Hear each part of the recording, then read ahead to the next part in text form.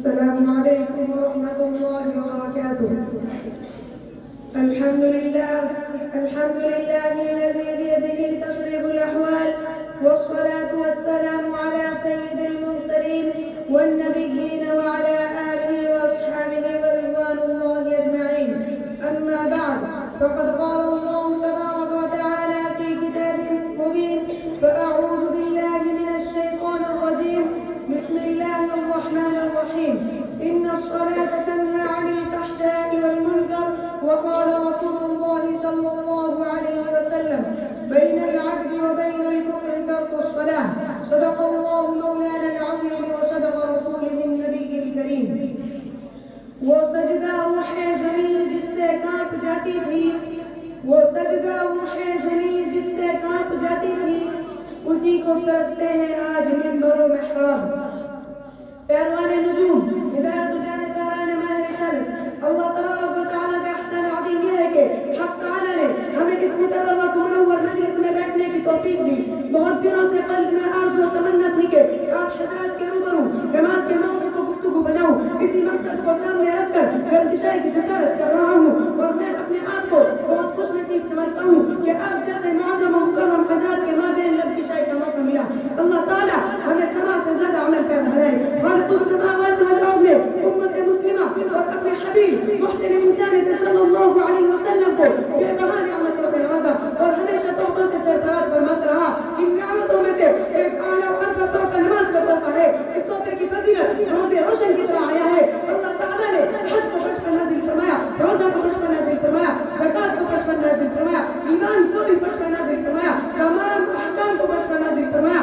لیکن جب نماز کی باری آئی تو رب کائنات نے اپنے حبیب محسن انسانیت صلی اللہ علیہ وسلم کو فرمایا کہ ہم آپ کو ایک قیمتی تحفہ دینے والے ہیں. یہ تحفہ بہت اعلیٰ ہے، یہ تحفہ بہت ارفع ہے، اور اعلیٰ ارفع شے کو اعلیٰ ہی جگہ عطا کیا جاتا ہے. لہذا نماز کو عرش الہی پر بلا کر عطا کیا گیا.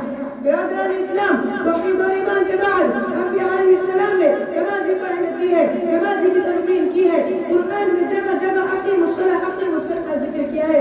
کہیں پر یہ الفاظ ذکر کیے گئے ہیں: یا ایھا الذین آمنوا استعینوا بالصبر والصلاۃ. اے مومنو، صبر کو نماز کے ذریعے سے مدد کرو.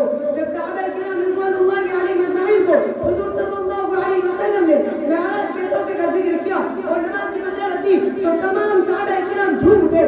سبحان اللہ، اب تو ہم نمازوں کے ذریعے سے ہر مشکل آسان کر دیں گے. اب تو ہمیں خدا سے مانگنے کا واسطہ اور وسیلہ مل گیا. 5 وقت کی نماز ادا کرے اور 5 نماز کا ثواب ملے. نماز جنت حاصل کرنے کا ذریعہ ہے، نماز رسول کی محبت حاصل کرنے کا واسطہ ہے، نماز رضا الہی حاصل کرنے کا وسیلہ ہے. دل میں ہر ایک انسان کے حسرت ہے جہاں کی، دل میں ہر ایک انسان کے حسرت ہے جہاں کی، وہ باغ جہاں سر کو جھکانے میں ملے گا. عزیزان گرامی، کوئی متقی نماز کے بغیر متقی نہیں ہو سکتا، کوئی قطب نماز کے بغیر قطب نہیں ہو سکتا، کوئی ولی نماز کے بغیر ولی نہیں ہو سکتا.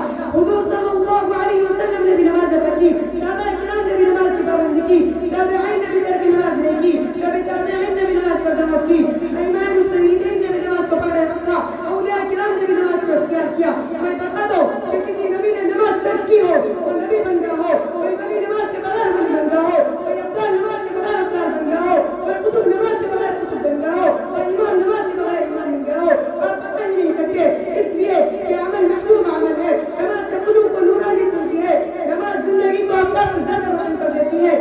نماز اس وقت چراغ کا کام کرتی ہے جہاں چاروں سمت اندھیرا ہی اندھیرا ہو، یعنی قبر میں. نماز مشرک و پریشانی کو ٹال دیتی ہے. نماز سے انسان افضل اور کا ہوتا ہے. کیوں نہ ہو، نماز ہے یہ ایسا تحفہ جس سے شیطان کو موقع ہو جاتا ہے. برادران ملت، نماز سے ہی فیصلہ ہوتا ہے کون متقی، کون شقی، کون انسان، کون شیطان، کون مسلم، کون غیر مسلم. یہ امتیاز نماز سے ہی ظاہر ہوتا ہے. میں بغیر حوالے کی بات نہیں کرتا. مشکات شریف اٹھاؤ، صفحہ نمبر 58 پر دیکھو. حضرت جابر روایت فرماتے ہیں حضور صلی اللہ علیہ وسلم نے ارشاد فرمایا: بین العبد و بین الکفر ترک الصلاۃ. بندہ اور کفر کے درمیان صرف نماز کا ترک کرنا ہے.